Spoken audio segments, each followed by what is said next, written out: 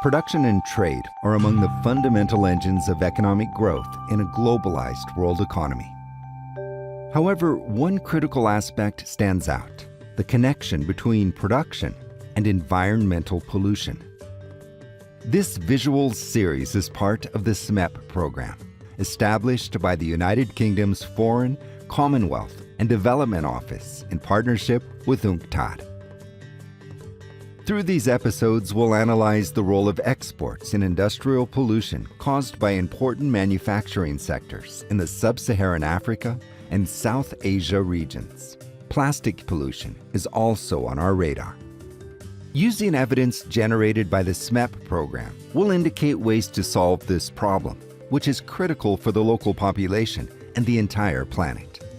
We'll address these issues by taking a closer look at the policies and technologies used to combat pollution in 4 sample countries in Sub-Saharan Africa and South Asia: Kenya, Pakistan, Bangladesh, and Tanzania.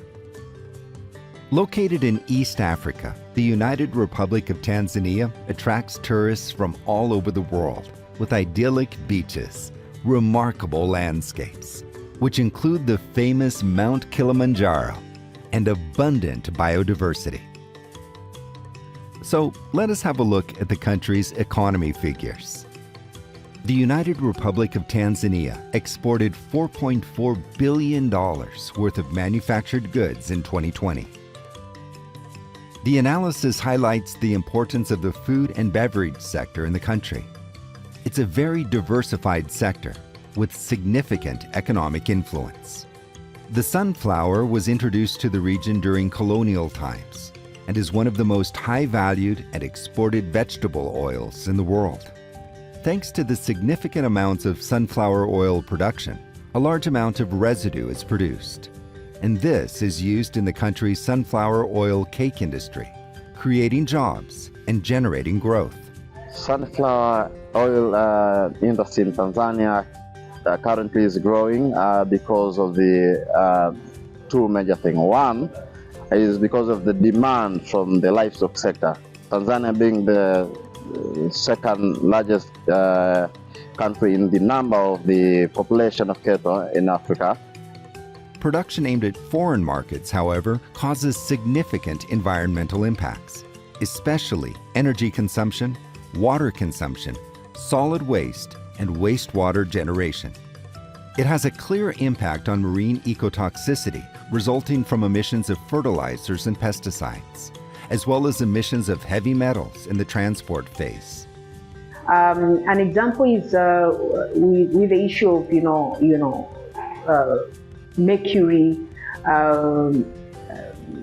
leakage, in the water bodies, and eventually getting to fish and other edible marine products, which would eventually cause, for example, some chronic diseases like cancer. So having these high-level judicial officials understand the whole value chain, it makes them understand why it matters and how much their role is when it comes to really enforcing some of the laws and policies that are actually in place when it comes to addressing the issue of environmental pollution from that end. That is exactly what UNEP is doing, trying to really match between the knowledge, science, technology, all the way to policy, linking policy with practice, and eventually helping the enforcement of some of these laws. So training the high-level judicial officials is one of the aspects or one of the approaches that we are looking at when it comes to environmental pollution and addressing many pollution in Tanzania. And the last thing on the sunflower oil and the sunflower industry in general is about the production side. The demand is very high and the supply is very low. So normally when we interview farmers, the main complaint is about getting the proper sunflower seeds, improved sunflower seeds for massive production, because at the moment they really destroy the environment by planting sunflower in a very big plantation, but the output is very low because of the type of seed. Most of them use local seeds, and the output per acre is very low. So I would rather advise international community and international organizations like UNCTAD and others if we could research more on the best sunflower seeds to improve the production. The key role that academia and institutions play in helping the industry mitigate and prevent pollution by running an entire product life cycle analysis or providing innovative solutions along the value chain has enormous potential to transform all industrial sectors in any country.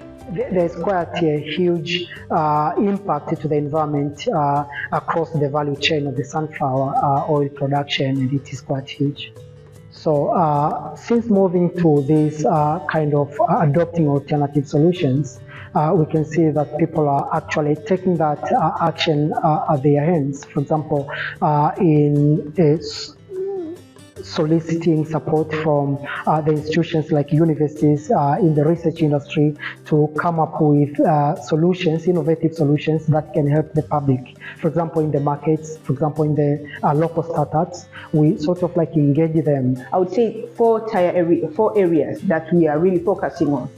Area number one is on, to do with policy, strategies, plans, and budgets. So looking at how we can integrate the issues of waste management, the issue of pollution, be it chemicals, waste, water or air pollution, integrating them on policies, plans, and budget. At least they have, so that they have the right allocation of budget, is around the area of knowledge management. So creating awareness, bringing understanding of, of the risks of all these, sort of chemicals and waste at the country levels.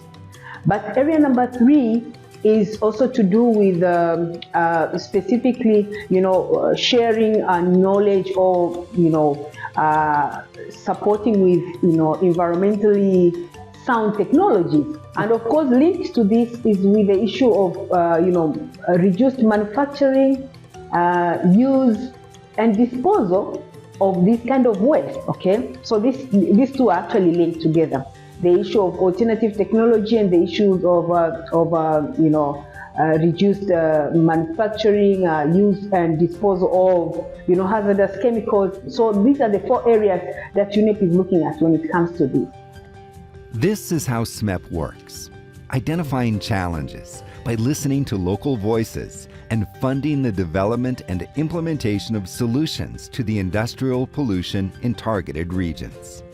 Our aim is to improve the environmental governance of production and exports, paving the way for competitive and environmentally sustainable products that are compatible with SDG 12 and value the health of workers and populations involved in the production of goods we all consume. Want to know more? Visit our dashboard for a complete overview and data access resulting from the work of the SMEP program.